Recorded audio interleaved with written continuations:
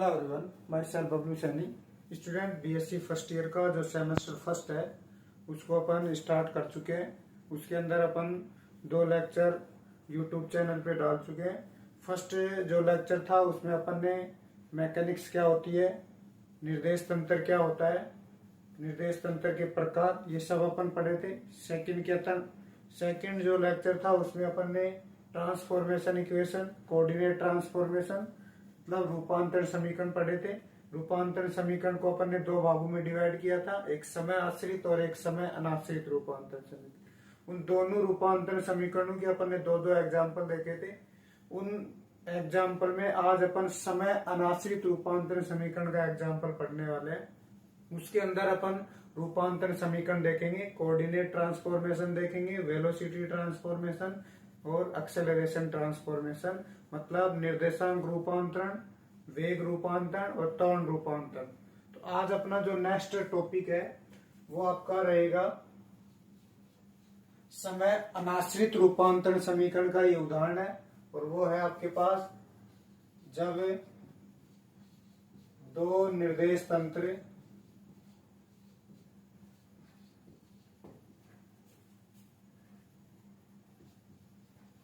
एक निश्चित कोण से झुके हों।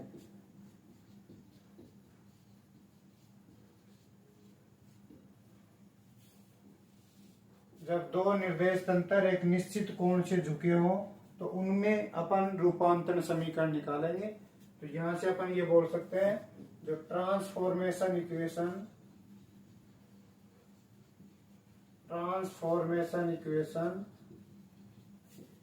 when axis of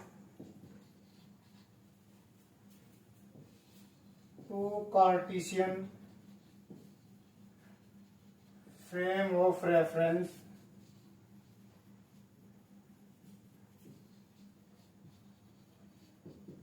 are inclined to each other। ये आपका आज अपना टॉपिक रहने वाला है। जब 2 निर्देश तंत्र की एक्सिस है वो एक निश्चित कोण से झुकी हुई हो तो उनमें रूपांतरण समीकरण कैसे निकालते हैं, उनमें अपन रूपांतरण समीकरण निकालेंगे। इसको समझने के लिए पहले अपन जो केस लेके चलते हैं वो 2 डायमेंशन वाला केस लेके चलते हैं। 2 डायमेंशन का मतलब है कि अपन केवल 2 अक्षों को निश्चित कोण से झुकाएंगे, एक एक्सिस दोनों की जो कोइंसाइड रहेगी। जैसे अपन यहां से देख लेते हैं, मान लो आपके पास ये एक निर्देश तंत्र है जिसको मैं एस नाम दे देता हूं। ये एस फ्रेम है, इसकी ये वाई एक्सिस मान लो और ये एक्स एक्सिस मान लो, और इधर आप जेड एक्सिस मान लो। दूसरा जो फ्रेम ऑफ रेफरेंस है ये इसकी एक्सिस के साथ में थीटा कोण से झुका हुआ है। मान लो ये थीटा कोण से झुका हुआ है। ये दूसरा फ्रेम है जिसकी ये एक्स डैश एक्सिस है और वाई एक्सिस भी थीटा कोण से झुका हुआ है। ये थीटा कोण से झुका हुआ है, यहाँ पे इसकी एक्सिस कौन सी होगी, वाई डैश एक्सिस होगी। और जो जेड एक्सिस है वो इसके ही कौन साइड है, दोनों संपाती है। दोनों निर्देश तंत्रों की अक्ष क्या है, संपाती है। और साथ में क्या है, मूल बिंदु भी क्या है, संपाती है। सेम ऐसे कैसे है, मान लो आपके पास ये जेड एक्सिस है ऊपर की तरफ, तो एस की भी और एस डैश की दोनों की अक्ष ऊपर की तरफ है। लेकिन यदि ये एक्स एक्सिस है तो दूसरे की एक्स एक्सिस ऐसे रहेगी, दोनों के बीच एंगल कितना है, थीटा। ऐसे मान लो ये वाई एक्सिस है इधर, तो ये मान लो वाई एक्सिस, तो दूसरे की ऐसी रहेगी, दोनों के बीच क्या रहेगा, एंगल। कहने का मतलब अपन ने 2 निर्देश तंत्र लिए, दोनों की एक्स और वाई अक्षों को तो झुका दिया, थीटा कोण पे झुके हुए हैं। और जेड एक्सिस सेम, एस की भी ऊपर की तरफ है उसी लाइन पे और एस डैश की भी उसी लाइन पे। मतलब आपके पास कैसा ट्रांसफॉर्मेशन होगा, 2 डायमेंशन होगा, क्योंकि 2 अक्षों को अपन ने झुकाया है, तीसरी वाली को अपन ने ऐसे कैसे रखा है। थ्योरी के अंदर आप क्या लिखोगे, लिख लेना, मैं बोल देता हूं। माना 2 निर्देश तंत्र एस व एस डैश की एक्स तथा वाई एक्सिस से एक निश्चित कोण थीटा से इस प्रकार से झुकी हुई है कि दोनों निर्देश तंत्रों के मूल बिंदु तथा जेड एक्सिस संपाती है तथा उनके मध्य कोई सापेक्षिक गति नहीं हो रही है। ये एस डैश भी स्थिर है और एस भी स्थिर है, ये दोनों निर्देश तंत्र स्थित है, केवल इनके बीच में ये पहला वाला भी आपके पास स्थिर है तो दूसरा वाला झुका हुआ है वो भी स्थिर है, गति कोई सा भी नहीं कर रहा है। यहां से अपन ये बोल सकते हैं। कोऑर्डिनेट ट्रांसफॉर्मेशन देखते हैं। सबसे पहले कोऑर्डिनेट ट्रांसफॉर्मेशन देखने के लिए मान लो आपके पास ये एक कोई पी बिंदु है, यदि एस निर्देश तंत्र की बात करें, ये एस फ्रेम है, एस डैश फ्रेम है, यदि एस फ्रेम की बात करें तो मान लो इसके पी बिंदु के जो कोऑर्डिनेट है वो क्या है, एक्स वाई और क्या है, जेड है। और एस डैश में इसी पी पॉइंट के कोऑर्डिनेट मान लेते हैं एक्स डैश वाई डैश और क्या होंगे, जेड डैश होंगे। तो आपको पता है यदि अपन इस पी पॉइंट से एक परपेंडिकुलर डालें एक्स एक्सिस पे, यदि अपन ये एक परपेंडिकुलर डालते हैं एक्स एक्सिस पे तो ये आपके पास कौन सी डिस्टेंस होगी, वाई डिस्टेंस होगी। ये जो वाई एक्स के समांतर है तो ये कौन सी हो जाएगी, वाई। यदि पी से वाई एक्सिस पे एक परपेंडिकुलर डाले, एक लंब डाले तो वो दूरी कौन सी हो जाएगी, एक्स हो जाएगी। ये डिस्टेंस आपके पास कौन सी हो गई, एक्स, और ये वाली जो डिस्टेंस है वो कौन सी हो जाएगी, वाई एक्स, वाई हो। ऐसे ही यदि अपन इस पी से एक्स डैश पे एक परपेंडिकुलर डालें, एक्स डैश से एक परपेंडिकुलर डाल रहे हैं ये वाला, तो ये कौन सी डिस्टेंस होगी, ये आपके पास वाई डैश होगी। ये डिस्टेंस कौन सी होगी, वाई होगी। और यदि पी से वाई डैश पे एक परपेंडिकुलर डालें, ये आपके पास कौन सी डिस्टेंस होगी, एक्स डैश होगी। अपन ने कुछ नहीं किया, एक पॉइंट पी ले लिया जिसके एस फ्रेम के अंदर कोऑर्डिनेट एक्स वाई जेड है और जो एस डैश है उसके अंदर coordinate X dash Y dash और क्या है, जेड डैश है। क्योंकि अपने को पता है यदि पी बिंदु से वाई एक्स अक्ष पे एक लंब डालते हैं तो वो दूरी वाई होती है, यदि वाई एक्सिस पे लंब डालते हैं तो वो दूरी एक्स होती है। ऐसे यदि पी से एक्स डैश पे डालेंगे तो वाई डैश हो जाएगा, वाई डैश पे डालेंगे तो क्या हो जाएगा, एक्स डैश हो जाएगा। इनको मैं नाम दे देता हूं। मान लो ये ए पॉइंट है, ये बी पॉइंट है, इसको अपन सी पॉइंट दे देते हैं और ये आपके पास क्या हो गया, डी पॉइंट हो गया। आपको कोऑर्डिनेट ट्रांसफॉर्मेशन निकालना है, निर्देशांक रूपांतरण निकालना है। निर्देशांक रूपांतरण के लिए अपन क्या करते हैं, इस ए बिंदु से एक परपेंडिकुलर डालते हैं, कौन सी लाइन पे, पीडी लाइन पे। ये जो पीडी रेखा दिख रही है आपको, इस पे एक ए बिंदु से क्या डालते हैं, एक लंब डालते हैं। मान लो आपके पास ये है एक लंब,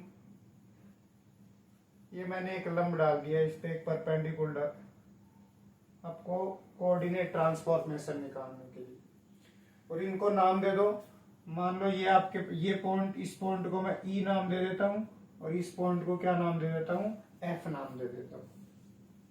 अब आपको केवल यहां से इस डायग्राम को एनालिसिस करना है कि कौन कौन सी दूरियां इक्वल है।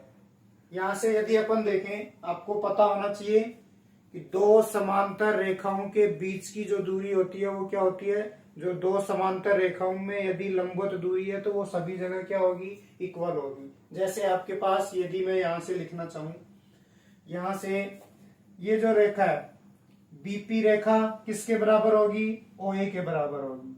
यहां से ओए किसके बराबर होती है, बीपी रेखा के बराबर होती है। तो यहां से अपन लिख सकते हैं ओ ए इज इक्वल टू किसके है, बीपी के, और ओ ए की ये को किसके बराबर है, एक्स के बराबर। तो ये किसके बराबर हो जाएगी, एक्स के बराबर होगी। यहां से ये दोनों बराबर दूरियां हैं तो इनको अपन ने ये एक्स के बराबर लिख दिया। नेक्स्ट यदि अपन देखें तो ये वाली जो दूरी है ए पी, ये किसके बराबर होगी, ओ बी के बराबर, क्योंकि ये दोनों क्या है, समांतर है और दोनों क्या होंगी, इक्वल होंगी। तो यहां से अपन ये लिख सकते हैं O B is equal to किसके बराबर होगा, ए पी के, और ये डिस्टेंस किसके बराबर है, वाई के बराबर। ठीक है। नेक्स्ट यदि अपन ये देखें, ये जो वैल्यू है, ये वाली वैल्यू ओ से सी तक, ये वाली लाइन और ये वाली लाइन पीडी लाइन दोनों समांतर है। इसका मतलब पीडी जो है वो किसके बराबर हो जाएगा, ओ सी के बराबर हो जाएगा। दोनों समांतर लाइनें ये वाली, और वो किसके बराबर होगी, एक्स डैश के बराबर होगी। तो यदि यहां से अपन लिखे ओ सी इज इक्वल टू किसके बराबर होगा, पीडी के, और वो किसके इक्वल है, एक्स डैश के इक्वल है। ठीक है। नेक्स्ट आपके पास ये जो लाइन है पीसी लाइन और ये D O line, O D line, ये वाली अक्ष और ये वाली दोनों समांतर है। इसका मतलब पीसी किसके बराबर होगी, ओ डी के बराबर होगी। तो यहां से अपन लिख सकते हैं O D is equal to किसके बराबर आएगा, पी सी के, और वो किसके बराबर है, वाई डैश के बराबर। ये अपन इस डायग्राम से लिखा है, जो डिस्टेंस अपन ने देखी है उन डिस्टेंस को मैंने यहाँ पे लिख दिया क्योंकि ये अपन काम आएंगी। इसके अलावा अपन यहां से एक परपेंडिकुलर डाले हैं, ए से इस पे परपेंडिकुलर डाले हैं। इसका मतलब ये दोनों समांतर रेखाएं हैं, एक डी पी और ओ सी। जब भी समांतर रेखाओं पे एक लंब डालते हैं तो वो उसको समान भागों में ही डिवाइड करता है। इसका मतलब यहां से अपन ये बोल सकते हैं कि ये वैल्यू लिखें, ये वाली वैल्यू ओ ई किसके बराबर होगी, डी एफ के बराबर होगी, क्योंकि यहां से अपन ने लंब डाला है तो ये एंगल भी 90 डिग्री का होगा, तो ये एंगल भी 90 डिग्री का होगा। तो ओ ई किसके बराबर होने वाली है, डी एफ के बराबर होने वाली है। यहां से अपन लिख सकते हैं ओ ई किसके बराबर है, डी एफ के बराबर है। ठीक है, ये वैल्यू आपके पास निकल के आ गई। इसके बाद में आपको क्या करना है, एक्स और एक्स डैश के मध्य रिलेशन निकालना है, वाई और वाई डैश के मध्य रिलेशन निकालना है, जेड और जेड डैश के बीच में ऑलरेडी रिलेशन है क्योंकि अपन ने इनको निश्चित कोण से झुकाया नहीं है। जहां पे जेड एक्सिस है वहीं पे जेड डैश है। इसका मतलब जेड डैश का निकालने की जरूरत नहीं है, जेड डैश बराबर क्या आएगा, जेड, क्योंकि दोनों एक ही लाइन पे एक्सिस है, तो जितनी जेड की दूरी होगी उतनी जेड डैश की दूरी हो जाएगी। तो आपको केवल एक्स एक्स का डैश के साथ और वाई का वाई डैश के साथ रिलेशन निकालना है, वो आपके पास निर्देशांक रूपांतरण हो जाएगी। निर्देशांक रूपांतरण के लिए देखो, इस डायग्राम से सब कुछ समझना है आपको। डायग्राम में क्या दे रखा है ये समझ लो। देखो, आपको एक्स डैश चाहिए और एक्स डैश आपको दे रखा है ये वाला। देखो, ये जो डीपी है वो किसके बराबर है, एक्स डैश के बराबर। यहां से यदि अपन लिखें X dash is equal to, इसको मैं क्या लिख सकता हूं, ये डीपी लाइन है, इसको क्या लिख सकते हैं, D F plus F P.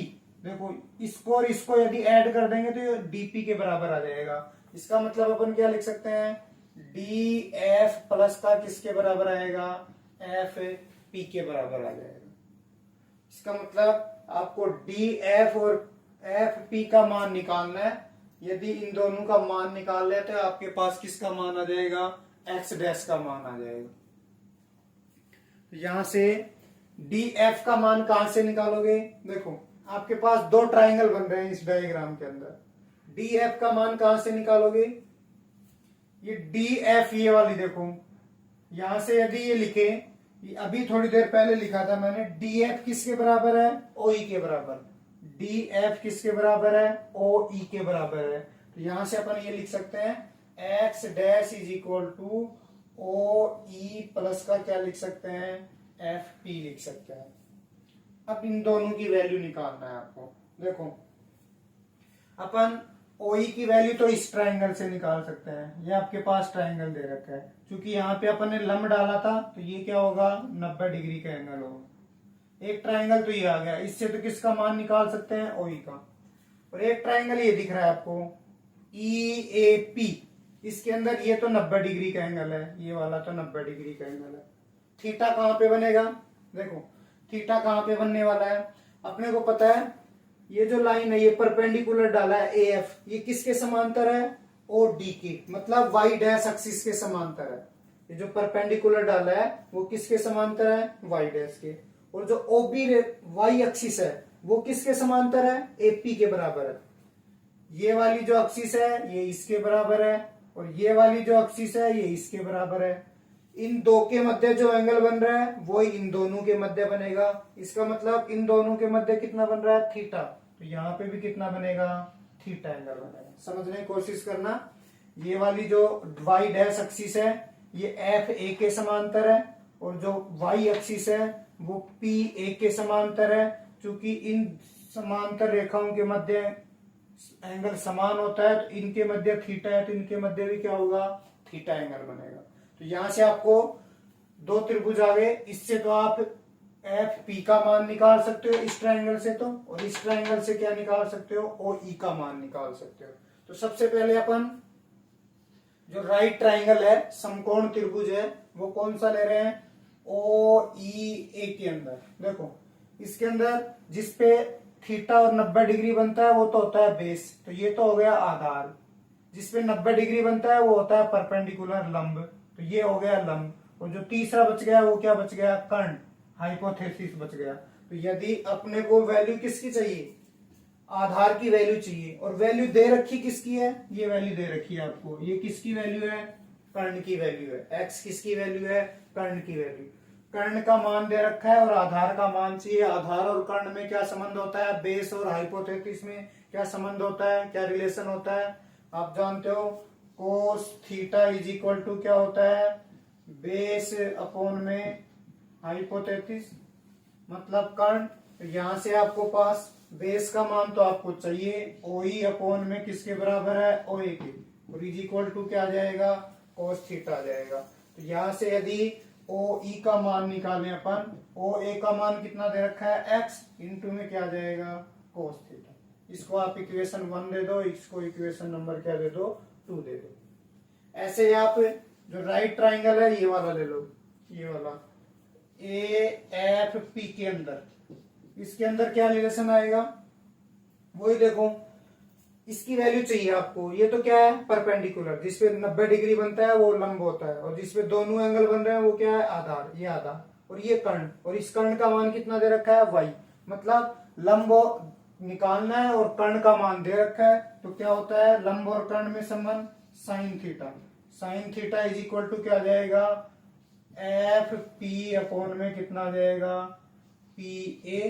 तो यदि यहां से अपन वैल्यू निकालें, एफ पी की वैल्यू क्या आ जाएगी, पी ए का मान कितना दे रखा है, वाई, इंटू में क्या आ जाएगा, साइन थीटा। Equation number 3। ये दोनों मान किस में रख दो, समीकरण नंबर 1 में। 2 और 3 से मान आप किस में रख दोगे, समीकरण 1 में। समीकरण 1 में मान रखोगे तो आपके पास क्या आ गया, x dash is equal to O E का मान तो कितना है, एक्स कोस थीटा, और एफ पी का मान कितना है, वाई साइन थीटा। एक रिलेशन आपके पास ये आ गया, एक्स डैश का एक्स के साथ में, मतलब जो एस निर्देश तंत्र से थीटा कोण पे झुका हुआ निर्देश तंत्र एस डैश था, उसका कोऑर्डिनेट एक्स डैश आ गया। एक रिलेशन तो ये है निर्देशांक रूपांतरण। एक आपको वाई डैश का मान और चाहिए। वाई डैश का मान कहां से निकालोगे, देखो वाई डैश है कहां पे, कौन सा है वाई डैश, ये है आपके पास। पीसी को क्या बोल रहे हैं, वाई डैश बोल रहे हैं। ये पीसी की वैल्यू क्या है, वाई डैश, और ये पीसी किसके समांतर है, इसे एफ ए के समांतर है, इसके समांतर है। ये वाली line Y dash, F A तथा पीसी, ये तीनों एक दूसरे के क्या है, समांतर है। तो अपन वाई डैश रहिए, इसका मतलब इस पूरी वैल्यू में से मैं यदि ई ए को घटा दूं, इतनी सी को घटा दूं इस डिस्टेंस को, तो कौन सी बच जाएगी, ये वाली एफ ई बच जाएगी। और एफ ई किसके बराबर है, वाई के बराबर है। तो यहां से अपन ये लिख सकते हैं, एफ ई जो किसके बराबर है, वाई डैश के, वो किसके बराबर आएगी, एफ ए माइनस का किसके बराबर आएगी, ए के। इस पूरी डिस्टेंस में से ये वाली डिस्टेंस घटा दो तो आपके पास ये बच जाएगी, और ये किसके बराबर है, वाई डैश के बराबर। अब वही काम करना है, एफ ए और ए का मान निकालना है। एफ ए और ए का मान निकालने के लिए क्या करोगे, देखो ए तो यहां से निकल जाएगा, ये ट्राइंगल दे रखा है ये वाला, और एफ ए कहां से निकल जाएगा, इस ट्राइंगल से। वही दोनों ट्राइंगल काम आएंगे जो पिछले वाले में काम आए थे। तो पहले अपन ट्राइंगल कौन सा ले लेते हैं, ओ ई ए में आपको इस बार यहाँ पे ये लंब है और ये था कर्ण। लंब और कर्ण में क्या संबंध होता है, साइन थीटा का। साइन थीटा बराबर ए ई अपॉन में कितना आ जाएगा, ओ ए। तो ए ई बराबर आपके पास एक्स क्या आ गया, साइन थीटा आ गया। इसको इक्वेशन नंबर आप लोग इसको 4 दे दो, इसको 5 दे दो, इसको 6 दे दो। इसके बाद में यदि वैल्यू अपन निकालें, नेक्स्ट ए का मान आ गया। ऐसे ही किसका, इसका मान और निकालो, एफ ए का। कौन सा ट्राइंगल काम में लोगे, ए एफ पी। इसके अंदर आपको ये आधार निकालना है और कर्ण दे रखा है। तो कोस थीटा बराबर क्या आएगा, आधार तो आपके पास कितना है, एफ ए, और कर्ण आपके पास पी ए। तो यहां से यदि एफ ए का मान निकालें तो कितना आएगा, Y cos theta. Equation number 7। ये समीकरण 6 और 7 का मान किस में रख दो, 5 में। समीकरण 6 और 7 का मान 5 में रखोगे तो आपके पास रिलेशन क्या निकल के आएगा, Y dash is equal to F A का मान तो कितना है, वाई कोस थीटा, और ए का मान कितना है, एक्स साइन थीटा। तो ये आपके पास कोऑर्डिनेट ट्रांसफॉर्मेशन आ गई। इसको इक्वेशन नंबर 1। फिर एक कोऑर्डिनेट ट्रांसफॉर्मेशन आपको पता ही है, 2D के अंदर जेड डैश बराबर क्या आएगा, जेड, क्योंकि इसका तो दोनों एक्सिस एक ही लाइन पे है तो जेड डैश बराबर जेड आएगा। ये था 2D के अंदर जब दो निर्देश तंत्र एक निश्चित कोण से क्या हो, झुके हुए हो, तो उनके अंदर निर्देशांक रूपांतरण आपके पास क्या आते हैं, समीकरण 4 और 8 के अनुसार आते हैं। एक्स डैश का मान ये आएगा और वाई डैश का मान क्या आएगा, ये वाला आएगा। ये तो था 2D के अंदर। अब यदि आपको 3D के अंदर पूछ ले, 3D के अंदर कैसे निकालोगे, तो 3D के अंदर निकालने के लिए अपन इन्हीं 2D वाले समीकरणों से डायरेक्ट निकालेंगे। कैसे निकालेंगे वो समझ लो। 3D का मतलब अब केस ले रहे हैं 3D, 3 डायमेंशन में, त्रिविमीय में अपन क्या निकाल रहे हैं, रूपांतरण समीकरण निकाल रहे हैं। त्रिविमीय का मतलब इस बार जो जेड एक्सिस है उसको भी थीटा एंगल से झुका दो, उसको भी क्या कर दो, ये आपके पास क्या हो जाएगी, जेड डैश एक्सिस हो जाएगी, थीटा एंगल से अपन ने झुका दिया। तो इसके लिए आपको पहले जो आपके पास समीकरण 4 और 5 आई थी, जो रूपांतरण 2D वाले आए थे, उनको अपन एक जनरल फॉर्म में लिखेंगे। जो थीटा का मान है उसको एक जनरल फॉर्म में लिखेंगे। क्या क्या आया था आपके पास, एक ये था एक्स कोस थीटा प्लस का वाई साइन थीटा, एक था Y dash is equal to Y cos theta minus का एक्स साइन थीटा। ये दो इक्वेशन आई थी। इसको पहले मैं जनरल फॉर्म में लिख रहा हूं। कैसे लिख रहा हूं इसको समझो, फिर अपन 3D का बनाएंगे। देखो यहां से आपको पता है ये जो एंगल दे रखा है एक्स डैश ओ और एक्स, ये कितना दे रखा है, थीटा एंगल दे रखा है। और ये जो एंगल दे रखा है वाई डैश ओ वाई, ये एंगल भी कितना दे रखा है, थीटा। तो अपन ये लिख सकते हैं यहां से एंगल एक्स ओ एक्स और angle Y dash O Y दोनों क्या दे रखे हैं, थीटा दे रखे हैं। X dash O X, Y dash O Y दोनों एंगल कितने दे रखे हैं, थीटा दे रखे हैं। ठीक है। इसके बाद में अच्छा, जहां पे आपके पास कोस थीटा वाली वैल्यू है, यदि एक्स डैश का मान निकालेंगे तो एक्स वाला रख देंगे, एक्स डैश ओ एक्स रख देंगे, और वाई डैश वाला लिखेंगे तो थीटा बराबर क्या रख दोगे, वाई डैश ऑफ वाई। इन साइन थीटा को भी अपन को कोस थीटा में बदलना है। मतलब जनरल फॉर्म निकालने के लिए अपन इन सभी को कोस थीटा में बदलने की कोशिश करेंगे, कोजिया में बदलने की कोशिश कर रहे हैं। तो सबसे पहले आपको क्या चाहिए, साइन थीटा चाहिए। साइन थीटा को कोस में बदलना है। अपन साइन थीटा को क्या लिख सकते हैं, कोस 90 माइनस क्या लिख सकते हैं, थीटा। कोस 90 माइनस थीटा क्या होता है, साइन थीटा होता है। और यहाँ पे ये जो 90 माइनस थीटा है इसको क्या लिख सकते हैं, देखो 90 माइनस थीटा कौन सा बच गया, ये वाला एंगल, देखो ये वाला, ये पूरा तो कितना होता है, ये पूरा तो ये तो होता है 90 डिग्री, तो ये कितना बच जाएगा 90 माइनस थीटा। इसका मतलब ये बोल दूं क्या, एक्स डैश ओ वाई, ये आपके पास कितना बच गया 90 minus theta. Angle X dash O Y किसके बराबर आ गया 90 माइनस थीटा के। तो यहां से अपन ये बोल सकते हैं साइन थीटा को मैं क्या लिख सकता हूं कोस एक्स, या डायरेक्ट ही लिख दो कोस एक्स डैश ओ क्या लिख सकते हैं वाई लिख सकते हैं।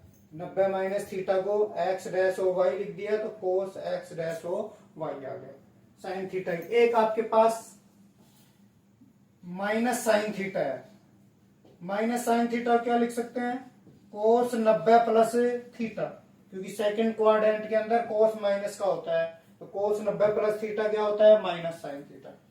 यहाँ पे यदि अपन 90 प्लस थीटा का मान लिखें तो कितना आएगा 90 प्लस थीटा कौन सा है भाई, ये देखो ये एंगल आपके पास ये तो दे रखा है 90 ये वाला, तो और ये दे रखा है थीटा, तो 90 प्लस थीटा ये पूरा एंगल बन गया ये वाला कितना बन गया 90 प्लस थीटा। इसका मतलब क्या लिख सकते हैं y डैश ओ एक्स लिख सकते हैं। Angle y dash O X ये किसके बराबर है 90 प्लस थीटा के, तो माइनस साइन थीटा को अपन क्या लिख सकते हैं कोस y डैश ओ एक्स लिख सकते हैं। तो यदि अपन यहां से जनरल फॉर्म लिखें, अपन इनकी जनरल फॉर्म लिखें, डायग्राम अपने कोई काम का नहीं है, इसको मैं मिटा देता हूं।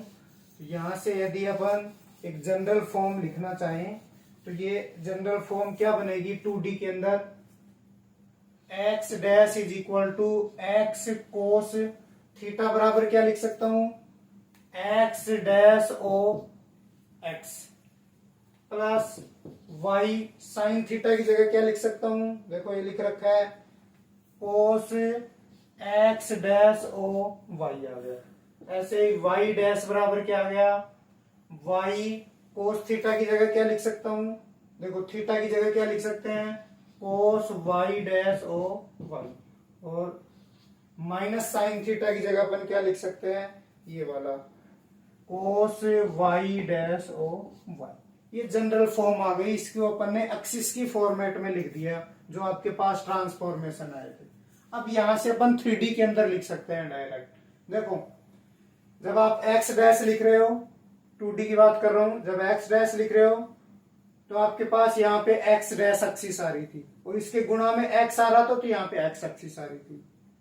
जब आपके पास x डैश लिख रहे हो तो यहाँ पे x डैश एक्सिस आ रही है, y गुणा में आया तो यहाँ पे y एक्सिस आ रहा है। ऐसे ही जब y डैश लिख रहे हो तो यहाँ पे y डैश एक्सिस आ रही है, गुणा में y आ रहा है तो y। इसका मतलब जिस एक्सिस का मान निकाल रहे हो वो वाली, और गुणा में जो आ रहा है कोस के वो वाला। x डैश निकाल रहे हो x डैश आएगा सभी में, और ये x गुणा में x आ गया, y गुणा में y डैश निकाल रहे हो y डैश एक्सिस आ गई, इधर y है तो y आ गया। x गुणा में है तो यहाँ से आपके पास क्या आ गया, अच्छा ये अपन ने हाँ ये गलत लिख दिया, ये आपके पास क्या है x है, y डैश ऑफ x यहाँ से देखो ये निकाल रखा है अपन ने। अब यदि 3D के अंदर लिखें, त्रिविमीय निर्देशांक रूपांतरण लिखें, निर्देशांक रूपांतरण लिखें तो क्या आएगा त्रिविमीय निर्देशांक रूपांतरण।